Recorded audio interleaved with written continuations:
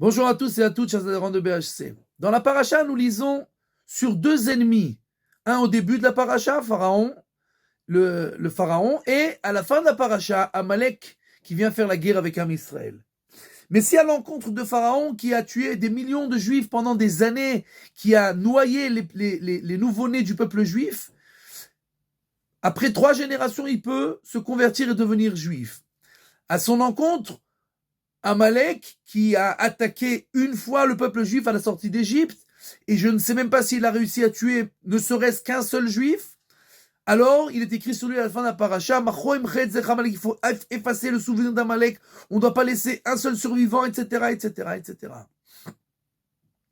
Quelle est la différence entre ces deux ennemis? Le premier était tout simplement stupide. Pharaon ne connaissait pas Kadosh Baruch Hu, il dit « Mi Hachem, qui est Dieu? Je ne le connais pas ». Quelqu'un qui ne connaît pas Dieu, alors il est tout simplement stupide, il ne voit pas, il ne regarde pas autour de lui, il ne réfléchit pas une seconde pour voir que partout Dieu se dévoile. Mais avec des imbéciles, on n'a pas à faire la guerre. Aval Amalek qui a écrit qu'il connaît Akadosh Baruch Hu, parce qu'il n'est seulement pas Yéré Elohim, il ne craint pas Akadosh Baruch Hu, il connaît, il accepte qu'il y a Dieu, mais il ne craint pas Akadosh Baruch Hu. Et il veut une seule chose, montrer au peuple, au monde entier, que le peuple juif n'est pas l'ami de Dieu, n'est pas le proche de Dieu. Il ne doit pas se croire qu'il est spécial. Et ça, c'est la fin de tout. Pharaon ne fait pas la guerre avec lui, mais avec Amalek, qui veut faire oublier le fait que nous sommes proches de Dieu. Ça, nous devons exterminer cette manière de penser. Et donc, le Rav Galinsky, une fois, recevait tout le temps des lettres du Chazon Ish. Une fois, il a reçu une lettre, il avait écrit au début de la lettre « Mon cher ami ». Il a demandé de garder cette lettre et de l'enterrer avec cette lettre. Pourquoi? Quand il arrivera au monde futur, bien entendu, on le fera rentrer au Gan Eden, au paradis, puisqu'il est l'ami du Chazon Ish.